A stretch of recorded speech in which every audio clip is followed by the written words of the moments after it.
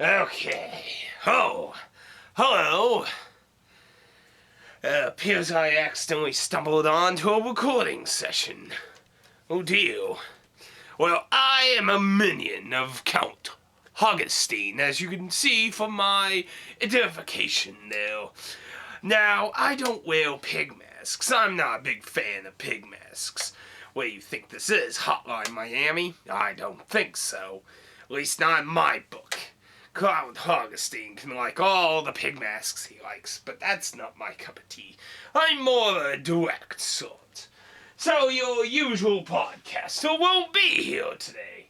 So he was going to originally talk about Sweet Fusion at Your Side for the PSP. Axis published it for America. So let's talk about the physical contents. It's very pink. Pink, pink, pink. And if you're a big fan of Count Augustine, you could have gotten a necklace if you pre-ordered it. Don't know if they still have them. Now, the instruction booklet is a little left more to desire. It, oddly enough, has this little white thing on the bottom saying instruction manual. I didn't know it was that stupid. It does have a little chibi icons on the back. It does feature all the basic good information you'll need to know, but it is in black and white. A little disappointing, but it's a cheap game. Probably was cheap to publish and all that, so in a way I could understand. After all, it was only $29 to buy this visual novel. Visual novel? Quick! I need my first person action! Okay. You gotta excuse us bombing criminals. So, as you can see, my boss takes a huge prominent amount of the cover. So, let's get on to it. The Sweet Fusion is a visual novel that is about Keiji Inafune, the damnness of the game industry. We, the followers of Count Augustine, don't like Keiji Inafune.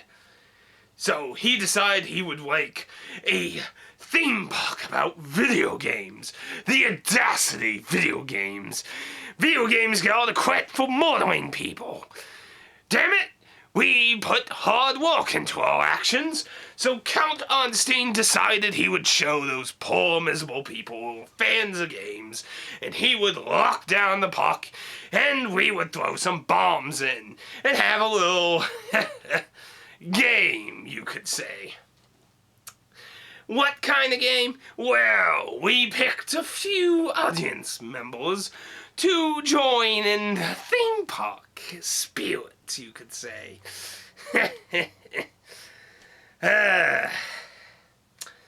Okay, it's starting to get hot in this mask, so I think it's time to get serious, wouldn't you?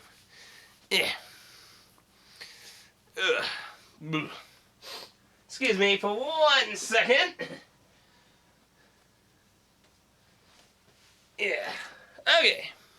Hello everyone, let's be serious today without my glasses. That must be looking a little odd, eh?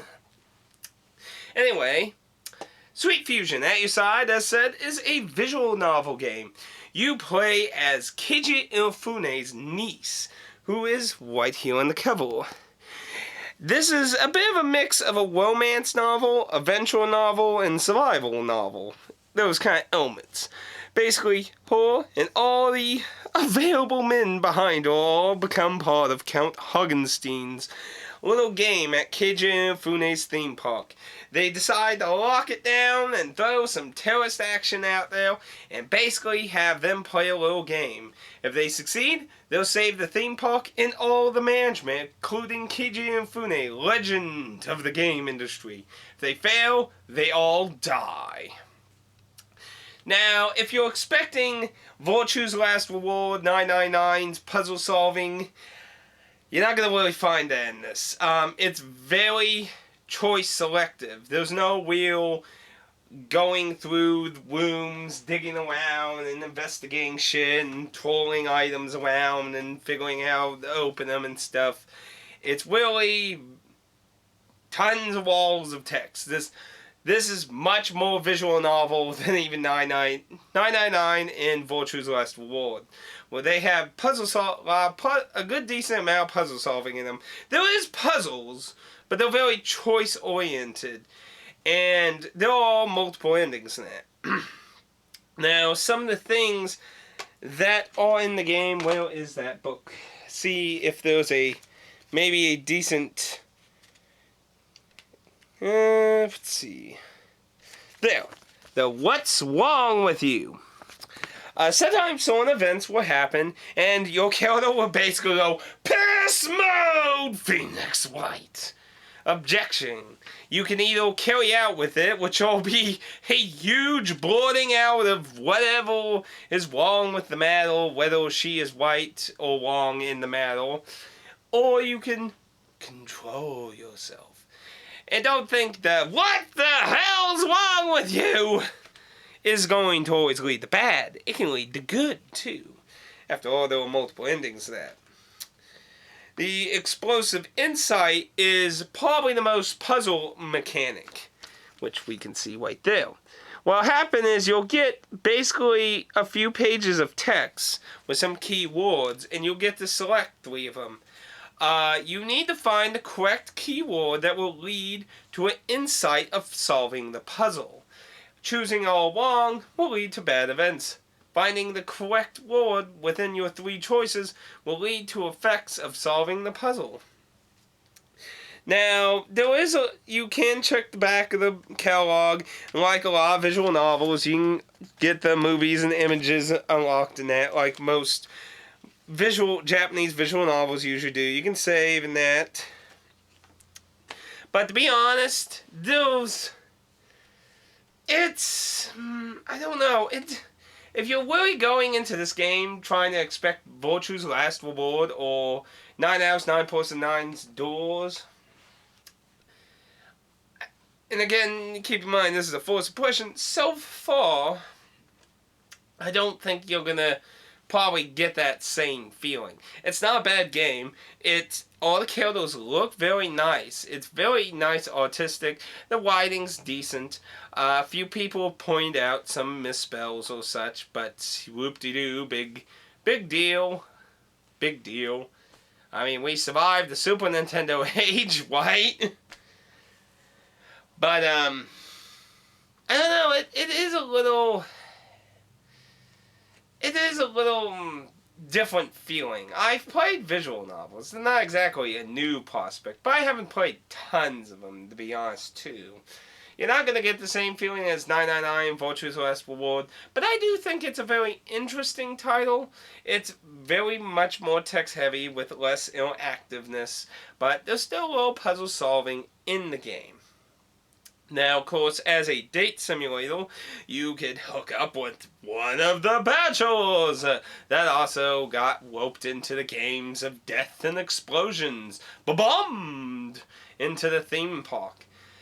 Obviously choices in that, and sometimes the explosion.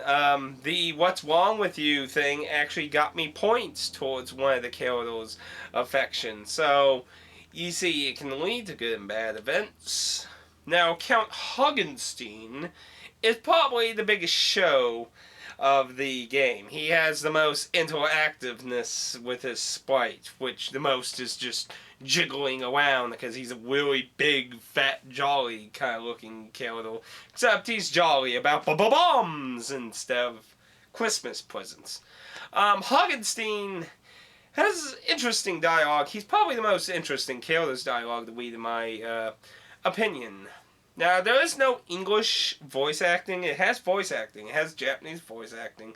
It does not have English voice acting, which, of course, if it did, it would probably cost an extra $20 or something. And this game would probably not been that widely bought then. Because it doesn't have as much substance comparing the beginning to, like, as much, I'd say, 9-9 on Virtue's Last Reward. I'd hate to keep comparing those, but there's some really good visual novels. I think it's a decent game. It's $29, and if you pre-order it, or you may be able to still get some copies with the Hagenstein necklace that Hagenstein wears around his neck. Which you can see in that picture right there. Obviously, his is really big, and that's just a small, little, cheap little necklace thing, but eh. And again, we can see all the Bachelors and Keiji Inafune's fictional niece. It is important to note that she is not a real person. She is a fictional niece. I haven't met this kid, so I don't know where he comes from. I guess we meet him later or something. Maybe he breaks into the park. Because obviously, it's cracked down that they're not breaking out. So, not quite sure where he comes into play yet. Of course, Nebel, this is all for suppression, and we'll get to the bigger picture when we finish the game. But that's my first impressions. I think it's an okay visual novel. It's not going to be as wildly loved as Virtue's Last Reward in 999 because it doesn't have all the interesting puzzles, but it might still have the really twisted story, maybe. Maybe. But we'll have to beat the game for that. So anyway, this is probably a lot shorter than usual in that. So I hope you like some of my thoughts of that. Overall, if you have any questions or anything, feel free to leave a comment on that. Yeah, that's about it. Have a nice pink day. Pink fluffy unicorns dancing on rainbows.